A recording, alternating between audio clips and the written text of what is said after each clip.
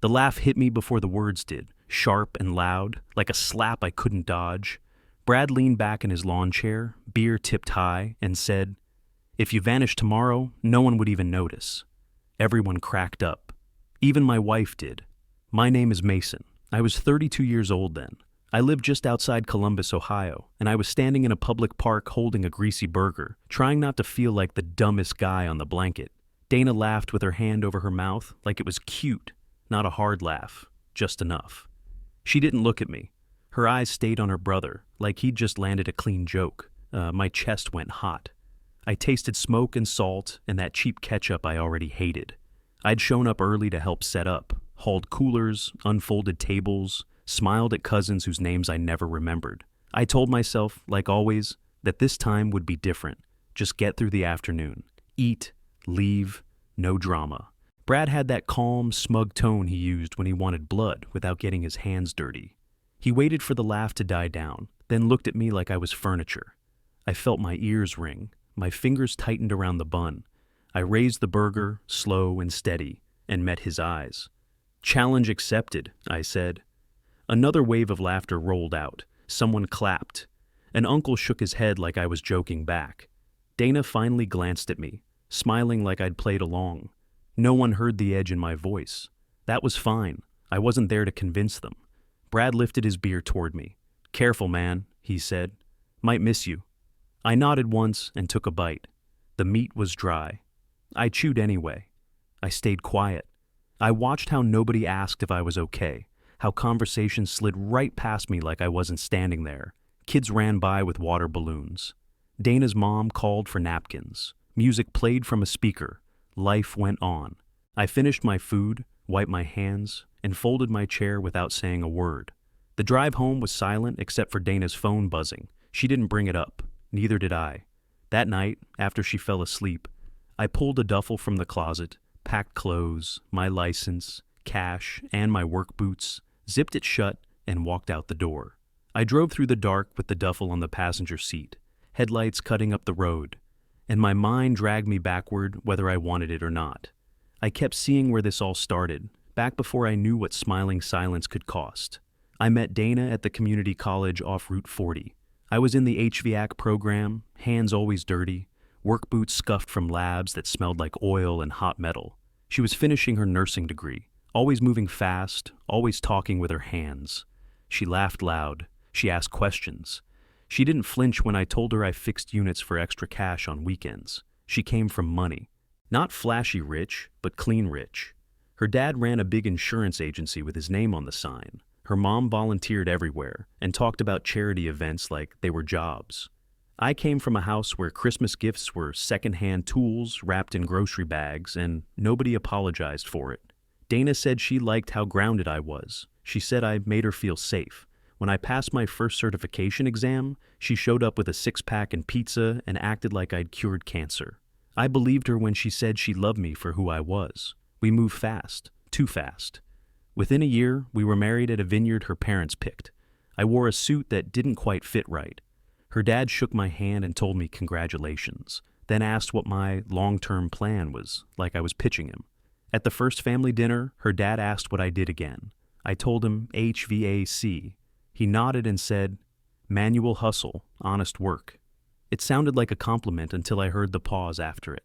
Her mom smiled tight and said, I had good work ethic, like that was my whole personality. Brad showed up late in a leased luxury car and never let me forget it. He worked in investments, talked in percentages, and wore watches that cost more than my truck. He looked me up and down and said, "So you're the guy." Not rude, just final. Every visit after that felt like a test I didn't know the answers to. Conversations about stocks and ski trips died when I walked in. When I talked about installs or busted compressors, eyes drifted to phones. Brad liked to ask questions just to correct my answers. "Isn't HVAC getting automated soon?" he asked once, grinning. "Not really," I said. "Buildings still need—" "Sure," he cut in. "For now." Dana squeezed my knee under the table, like that fixed it. On the drive home, she said I took things too personally. "That's just how Brad is," she said. "He doesn't mean anything." I wanted to believe her. I needed to. So, I worked harder. Took every overtime shift. talked about moving up. Her dad nodded more when I mentioned management. Her mom asked fewer questions. But it never shifted. I was still the guy they tolerated, the one who got thanked for helping move chairs, not invited into real conversations. Brad always found a way to remind me where I stood, usually with a joke everyone else pretended not to hear. At our wedding reception, he clinked his glass and said, "Welcome to the family, man. Hope you like punching above your weight." Laughter again. Dana laughed too, quick and nervous. I forced a smile and raised my drink back. That was the moment I felt it settle in, heavy and quiet, not anger. Just a line drawn. I shook Brad's hand, looked him in the eye, and pulled Dana onto the dance floor while the band kept playing. I pulled Dana close on that dance floor and kept smiling, because that's what I did back then. I smiled and moved and pretended the joke hadn't landed exactly where Brad wanted it. That became the rhythm of our marriage. The digs didn't stop. They just spread out, thin enough that Dana could wave them away. Every comment came with a laugh. Every laugh came with an excuse. "You're being sensitive," she said more than once. "They don't mean it like that." I started to feel crazy for even noticing, so I tried to earn my way out of it. I picked up more shifts, said yes to every emergency call. I took night classes after 10-hour days, sitting in hard chairs with coffee breath and greasy hands, telling myself this was temporary. Once I got into management, once I had a title that sounded better, things would change. Holidays were the worst. I showed up with my smoked ribs, wrapped tight, meat falling off the bone, the one thing everyone outside her family always asked me to bring. Her mom smiled and thanked me, then slid the tray onto a side table near the door. The main table stayed clean and curated. Turkey, ham, nothing messy, nothing mine. "People might not want something so heavy," she said once. I nodded and helped carve anyway. I watched cousins load up plates and walk past my ribs like they weren't there. I ate a piece standing up by the sink. Dana kept moving up at the hospital. She worked hard. I never took that from her. When she got promoted, they threw a dinner in her honor at a steakhouse downtown. Brad raised his glass and said, "Now she can afford to upgrade the husband." The table erupted. Real laughter. Someone slapped the table. Dana laughed too, quick and bright, and said, "Brad, stop." But she was smiling. She didn't look at me. I stared at my plate until the server came back and asked if everything was okay. In the car, I said, "That wasn't funny." Dana sighed like I'd ruined a good night. "You know he jokes," she said. "You need thicker skin." I felt something fold in on itself then. Not all at once, just a crease. I stared out the window and let it go, because that's what I always did. I stopped inviting my own family to things. Dana said it made stuff complicated. My dad didn't talk like her parents. My mom asked blunt questions. My sister laughed too loud. It was easier to show up alone than watch them get sized up. Work became the place I felt most real. Machines didn't pretend. Units either worked or they didn't. I liked that. I liked fixing things with clear rules. At home, I started staying quiet. Less opinions. Fewer stories. Dana talked about her day. I listened. Brad noticed. He always did. He'd clap me on the shoulder and say, "You're quiet tonight, man. Long day?" Like he cared. I nodded and took another beer. Years stacked up like that. Small cuts, no blood, just soreness that never healed. I was always almost good enough, almost respectable, almost family. One Thanksgiving, I stood in the garage with my ribs cooling, smoke still clinging to my jacket, and heard laughter roll out from the house. I didn't recognize my own voice anymore when I spoke. I wrapped the tray, carried it inside, and set it where her mom pointed without saying a word. Brad walked by, peeked under the foil, and smirked. "Smells ambitious," he said. I met his eyes, nodded once, and went back outside to check the smoker that didn't need checking. I shut the smoker lid to Thanksgiving and went back inside. And after that, things just kept moving forward like nothing had happened.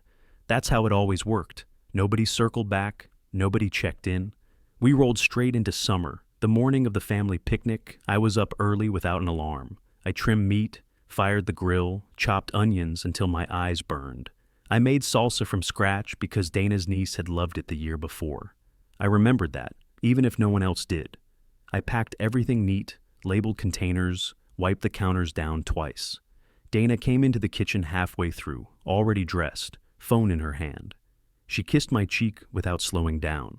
Brad got a new boat, she said, thumbs moving. He sent pictures. That's great, I said. She nodded but didn't hear me. By the time we loaded the car, she was already texting again. On the drive over, she barely spoke. She showed me photos of polished wood and chrome screens, zoomed in like it mattered. I watched the road and nodded at the right spots. At the park, I helped unload. Same faces, same jokes, same tight smiles. I set the salsa down front and center this time, right on the picnic table. Nobody touched it. Dana's niece walked past and grabbed chips, then got pulled away before she saw it. We sat down to eat. Brad waited until mouths were full, timing it like always. He leaned back, looked around, and said his thing, about how some people just faded into the background, how life went on either way. Laughter popped up again. Easy, comfortable. Dana laughed and said, "Oh, stop," like she was swatting a fly. She didn't look at me. Something in me went quiet, not numb, just still. I finished my burger, took my time chewing, felt the grease on my fingers. I watched how nobody asked what I thought, how conversations jumped over me without a pause. I was standing right there, and it didn't register. I folded my napkin, threw it away, helped clean without being asked. Dana didn't notice when I stepped off to the side. When we left, she talked the whole drive about plans for next weekend. At home, she went straight to bed, phone still in her hand. I stood in the doorway and looked at her for a second. She looked peaceful, like nothing had cracked open that day. I didn't fight, I didn't slam doors. I pulled the duffel out and packed what I needed: clothes, boots, papers, cash from the drawer. I wrote a short note on the back of an envelope. No blame, no speeches. I set it on the kitchen counter, zipped the bag, picked it up, and walked out the door. I drove west until the gas needles scared me, and the sun dipped low behind mountains I hadn't seen in years. Colorado Springs wasn't some grand plan. It was where my buddy Leo lived and said I could crash for a while. That was good enough for me. He had a 2-bedroom apartment above a strip mall that smelled like nail polish remover and Panda Express. The couch sagged in the middle, and the water pressure was garbage, but it was clean. It was mine for now. "Stay as long as you want," Leo said, tossing me a spare key. "Don't ask, don't explain."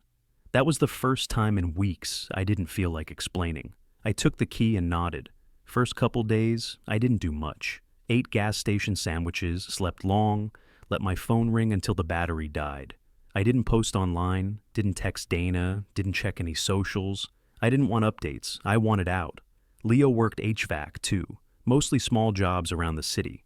I tagged along a few times, helped carry units, did a few rewires. Muscle memory took over. Felt good to sweat and fix things again, without someone watching me like I didn't belong. "You still got it," Leo said, after I got an old rooftop system humming like new. I reopened my independent license. No fanfare, just filled out the forms, paid the fee, and printed business cards at a corner shop where the printer jammed twice. Clients trickled in, restaurants, apartments, the occasional ranch house needing winter prep. Word spread. I kept the job small, cash preferred, no contracts longer than a week. I didn't want ties, I just wanted work. No one corrected how I talked. No one asked where I bought my shirts or what kind of truck I drove. I started eating meals I actually wanted. Loaded breakfast burritos, greasy diner burgers, homemade chili, with cornbread from the little place around the corner. I didn't have to pretend anything tasted better than it did. At the gym, I didn't talk to anyone. Just lifted, sweated, showered, and left. Same with work. Same with the grocery store. I kept it simple. Wake up, grind, eat, sleep. Repeat. My sister called once every few weeks. She didn't pry, just said, "You good?" and let me answer however I needed. "Yeah," I told her once while sitting on Leo's tiny balcony, a beer in hand. "It's quiet. That's enough." She exhaled hard, like she'd been holding it. "Proud of you," she said. Still worried, but proud. I didn't say much back, just watched the sun fall behind the ridge and let the silence settle. Time passed, weeks became months. I didn't count them. My beard came in thick. I stopped shaving, stopped cutting my hair. It felt like shedding a uniform I never chose. One afternoon, while swapping out a faulty coil on an old furnace in Leo's building, this guy from 2 doors down leaned against the hallway wall and watched me work. "You do this full time?" he asked. "Independent. Just started building again. He nodded. I run a few short-term rentals around here. Could use someone reliable. Long-term work, if you're interested. He handed me a card with a local number. No pressure, no sales pitch. I pocketed it and said, "I'll think about it." But I already knew I would. Later that night, back on the couch, I opened my laptop and started sketching out a real schedule. Client slots, supply lists, upgrade packages. I didn't tell Leo, didn't tell my sister, didn't tell anyone. I just worked. I didn't miss anything. Not the jokes, not the tight smiles, not the damn ribs on the side table. I stayed gone, and every day I felt more like someone again. Once I started saying yes to steady jobs, the work didn't stop. I put in long days, stacked invoices in an old shoebox, and dumped every dollar I didn't need into saving for a space of my own. 6 months in, I signed a lease on a rundown shop off Nevada Avenue. Old signs still said TV repair, but it had a working garage door, enough floor space for equipment, and a back office. I turned into a break room with a microwave and 2 lawn chairs. It wasn't fancy. It was mine.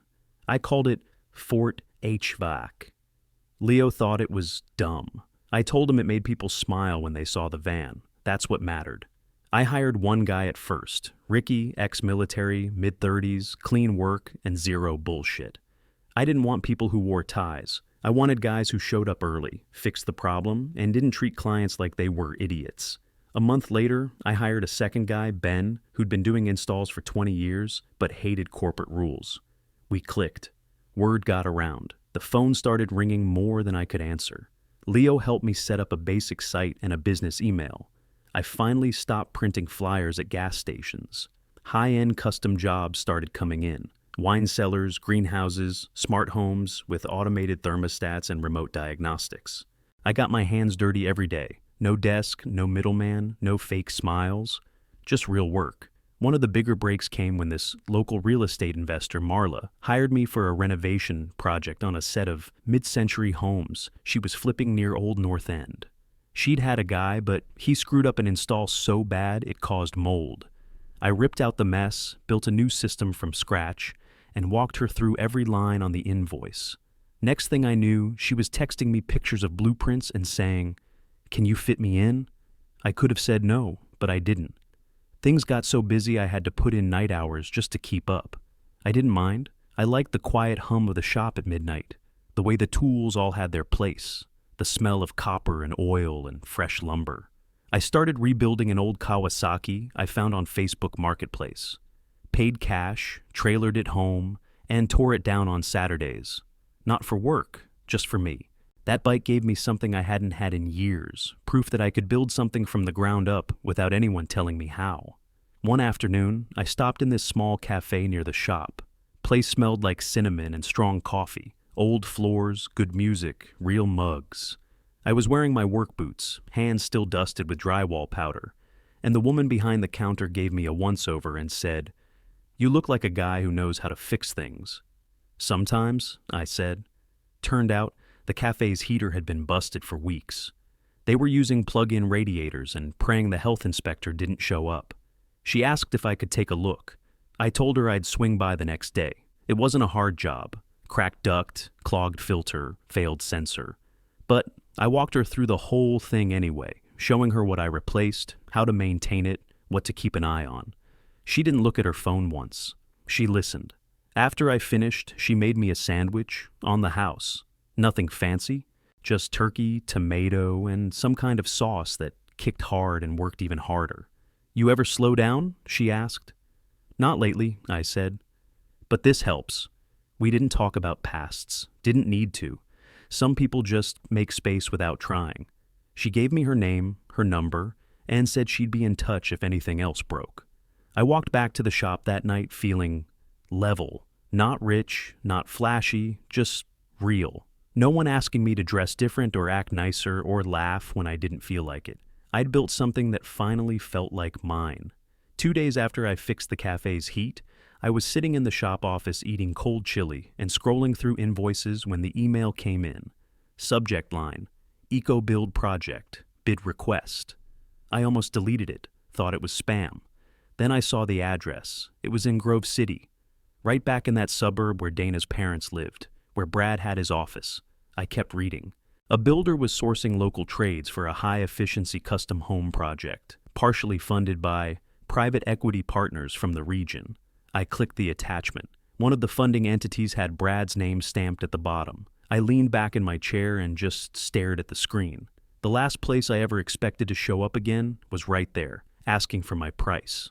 That night, I didn't sleep much. My head spun. Not with revenge, not with some grand plan, just choice. I had one now. By morning, I made my decision. I typed the bid, no discount, no favors. I didn't explain who I was. I didn't sign it with a smiley face. Just numbers, scope, and timeline. I hit send and got back to work. 3 days later, the reply came in. You're approved. Kickoff meeting in 4 weeks. I didn't tell Leo, didn't tell my sister. I just circled the date on the whiteboard and made sure my boots were polished and my truck was clean. A month later, I pulled into a gravel lot next to the job site. Still half dirt, half foundation. Crew trucks lined the edge. Clipboard guys in company polos stood by a trailer.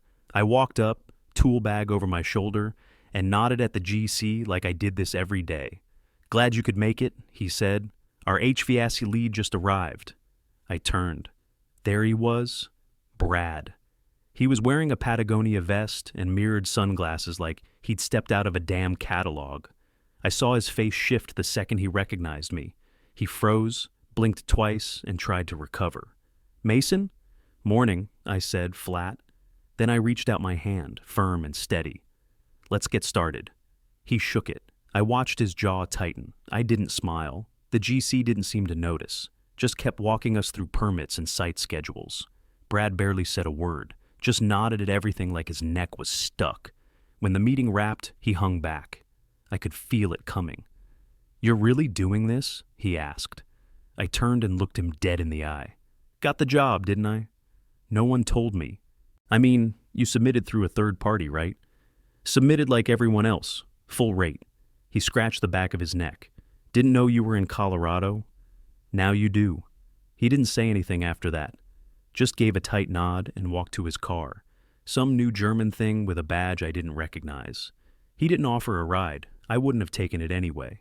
I stayed behind and talked to the site manager about duct layout and panel placement.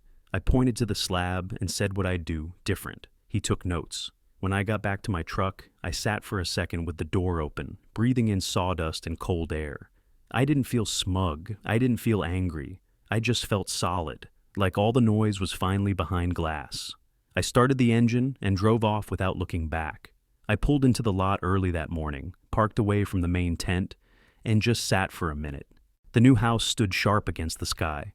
Angled roof, clean glass, solar panels glittering across the top like armor. I walked around back where the heat pump and system box were tucked behind a cedar screen. My install, my layout, my work. Inside, the place buzzed with last-minute cleanup and camera crews.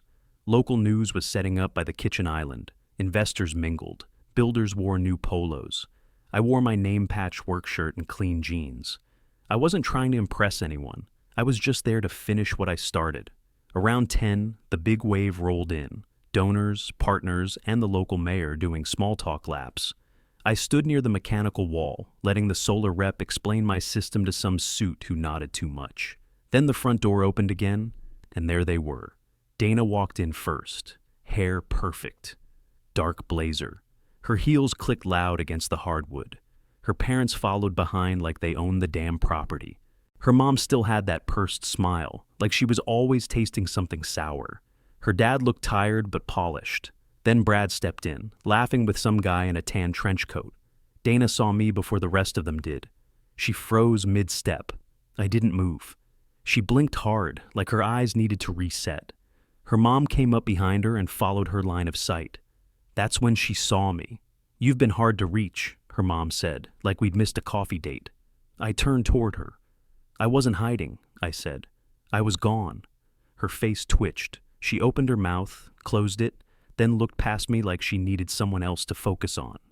Brad took longer. He was mid-convo when he noticed me standing near the solar display. His face did a little stutter, recognition, then disbelief, then irritation. He walked over, slow, like we were about to share a secret. "This whole thing," he said under his breath, glancing at the setup. "Was it some kind of long game?" "No," I said. "Just took your advice." "What advice?" "You said no one would notice if I disappeared, so I did." He swallowed hard. For once, he didn't have a punchline ready. Dana broke from her parents and came straight at me. She didn't smile, didn't blink. "You really just left," she said. I nodded. "Yeah. No message, no call, just vanished." "I left a note," I said. Didn't say much. Figured I didn't need to. "You didn't think I'd come after you?" "Honestly?" I met her eyes. "I thought you'd laugh it off, like everything else." She looked down at the floor, like she was about to build her argument from the grain of the wood up. "I never thought you'd actually leave." I nodded again. "Exactly." She looked up, confused. "You all treated me like I was invisible," I said. "So I became invisible to you." No yelling, no dramatic moment, just truth dropped flat between us. Her eyes welled up, but she didn't cry. She stepped back, breathing sharp through her nose like she was bracing for something. I didn't flinch. I didn't comfort her. Someone called my name from across the room. News team, probably. I didn't look. I turned, walked past her mom, past the cameras and polished donors and polished voices. The heat pump outside was still humming. The system was flawless. It didn't need approval. It just worked. Like me now. After the grand opening, I didn't look back. I didn't check news coverage, didn't scroll for photos or wait to see if anyone mentioned my name. I had jobs to finish, a schedule to keep. Business took off like it had been waiting for me to stop running. Word got around. The eco-build brought in new interest. Builders, designers, even a resort project up near Estes Park. I started getting calls from people who wanted my name on their system, not just anyone who knew ductwork. I hired 2 more guys, both from back home. Travis and Denny, hard workers, loyal, zero pretense. We hadn't talked much since high school, but when I called, they packed their bags and drove out within the week. First day on the job, Travis looked around the shop and said, "You built this?" "From scratch." He slapped the tool chest. "Hell yeah." We built out the garage into a full fabrication space, bought another van, upgraded software. I stayed hands-on, still took installs, still answered my own calls. That's how I liked it. The more polished things got, the more I leaned into what mattered. Honest work, good people, and no pretending. I finally bought a house, just outside town, tucked up against the hills. It was a mess, cracked stucco, old plumbing, rotted deck. But the view stretched clear over the valley, and I knew how to fix every part of it. The first night I slept there, I didn't hear traffic, just wind and coyotes. I sat on the back step with a beer and let the quiet settle. One morning, Travis showed up with coffee and pointed at the siding. "You gonna fix that?" "Eventually," I said. He smirked. "That's what they all say." "I ain't them." We both laughed. Then one day over lunch, Denny goes, "You hear about that IRS thing?" "What thing?" "Brad's group, the firm. Rumor is, full audit. Something about offshore transfers and donor write-offs." I nodded, took a bite of my sandwich, didn't say a word. "Doesn't that guy know your ex?" "Used to." He squinted. "You're not even curious?" "Not my problem." And I meant it. A few weeks later, I got an email. Simple. No subject line. Just Dana's name in the corner. She'd seen the write-up about the eco home in a national trade journal. Said she was proud. Said she'd love to catch up if I ever wanted to talk. I stared at the screen for maybe 10 seconds. Then typed back, "Nothing to talk about. Hope you're well." I hit send, deleted the thread, closed the laptop. Later that night, I was digging through an old box from the apartment days. Random junk, screws, receipts, an old knife I thought I'd lost. At the bottom, I found a folded-up photo. The picnic. Me holding a burger. Right at the moment, I said, "Challenge accepted." You could see Dana half laughing in the background, her hand covering her mouth. Brad blurred out behind her. I don't remember who took it. Probably one of the cousins. I looked at it for a long time, not out of spite, not regret either. I kept that photo, slid it into a frame, plain and cheap, and set it on the workbench in the back office. Just a reminder. No one gets to decide your worth but you. The photo stayed on my workbench, right where I left it. It didn't collect dust. I wiped it off every Friday, same as the tools. Just part of the shop now, like me. A year to the day after I walked out, I lit the grill in my own backyard. The sun was dropping behind the hills, air thick with mesquite smoke and cut grass. I had ribs going on one side, hot dogs and burgers on the other.